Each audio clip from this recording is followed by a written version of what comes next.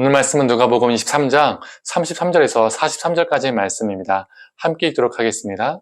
해골이라는 곳에 이르러 거기서 예수를 십자가에 못 박고 두 행악자도 그렇게 하니 하나는 우편에 하나는 좌편에 있더라. 이에 예수께서 이르시되 아버지 저들을 사하여 주옵소서. 자기들이 하는 것을 알지 못함이니이다 하시더라.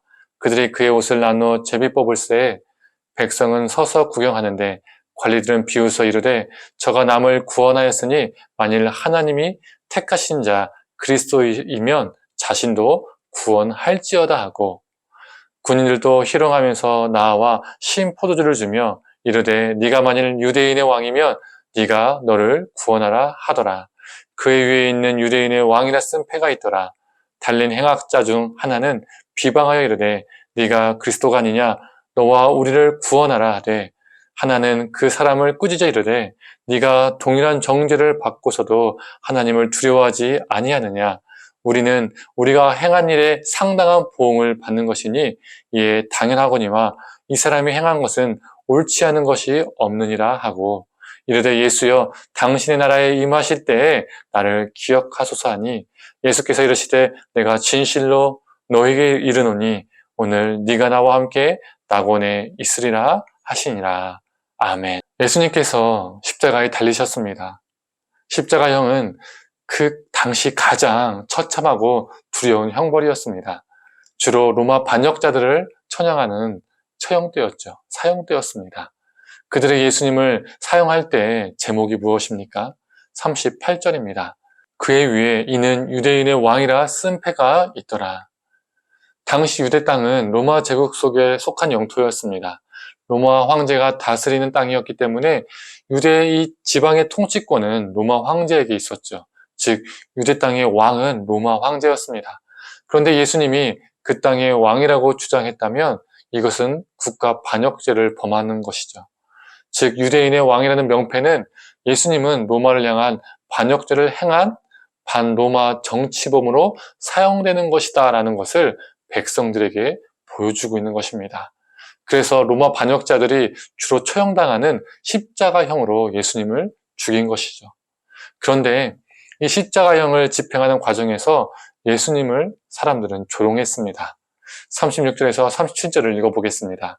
군인들도 희롱하면서 나와 신 포도주를 주며 이르되 네가 만일 유대인의 왕이면 네가 너를 구원하라 하더라. 아멘. 군인들은 지금 어떻게 예수님을 향해서 말하고 있습니까? 예수님을 조롱하면서 네가 유대인의 왕이면 네가 네 자신을 구원해 보라고 조롱하고 있습니다. 이 말이 무슨 뜻입니까? 네가 하나님의 아들이라고 떠들고 다녔는데 기적을 통해서 네 자신을 구원해서 네가 하나님의 아들이라는 것을 증명해 보이라는 것이죠. 그런데 그들은 예수님을 잘못 알고 있었습니다. 우리 예수님은요, 복음서를 보면요, 자기 자신을 위해서 기적을 한 번도 베푼 적이 없습니다.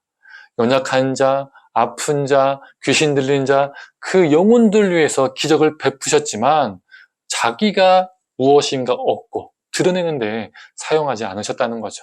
우리 예수님은 기적을 통해서 자신이 하나님의 아들됨을 드러내지 않는 분이십니다. 대신에 우리 예수님은 죽기까지 하나님께 순종하심으로써 자신이 하나님의 아들 되심을 증명하신 분이십니다. 그들은 예수님을 제대로 알지 못했습니다. 제대로 오해했습니다. 그리고 오늘 본문을 보면 같은 문장이 3번이 나옵니다. 35절을 보면 관리들이 예수님을 향해 네가 그리스도면 네 자신도 구원해보라라고 말합니다. 또 37절 보면 군인들도 예수님을 조롱하며 네가 유대인의 왕이면 네 자신을 구원해보라고 말합니다. 또 39절을 보면 예수님 옆에서 함께 십자가에 매달린 행악자 중에 한 명이 네가 그리스도면 네 자신과 우리를 구원해보라라고 말합니다. 다들 예수님을 향해서 네 자신을 구원해봐라 라고 말한 것이죠. 그러나 우리 예수님은 자기 자신을 구원하시기 위해서 이 땅에 오신 것이 아니라 우리를 구원하시기 위해서 이 땅에 오셨습니다. 이것 또한 그들은 예수님을 제대로 알지 못했고 제대로 오해했습니다. 그런데 십자가에 예수님이 못 박힌 상황에서 다른 한 명이 있었습니다. 예수님 옆에 함께 못 박혔던 행악자 중에 한 명이 바로 그 사람입니다. 그는 예수님께 막말했던 또 다른 행악자에게 이렇게 말을 했죠. 우리는 죄를 범해서 이 일을 당하지만 예수님은 죄 없이 십자가에 달렸다라고 고백합니다. 그리고 우리가 잘 아는 것처럼 그는 이렇게 말합니다. 42절의 말씀입니다. 이르되 예수여 당신의 나라에 임하실 때에 나를 기억하소서. 그는 예수님의 죄 없으심을 알고 믿었습니다. 그리고 예수님께서 낙원 즉 하나님 나라의 주인 되심을 믿었습니다. 그리고 그러한 그에게 예수님은 하나님 나라를 허락하셨습니다. 그는 행악자로 십자가에 못 박혔지만 자신이 죄인됨을 알았습니다. 반면 예수님은 죄가 없으신 분이라는 것을 그는 제대로 알고 믿었습니다.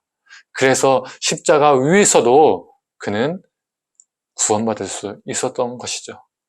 성도님들, 구원받은 행악자처럼 예수님 앞에 우리도 죄인임을 늘 인정하고 우리를 구원하시기 위해서 이 땅에 오신 예수님을 바라보기를 원합니다.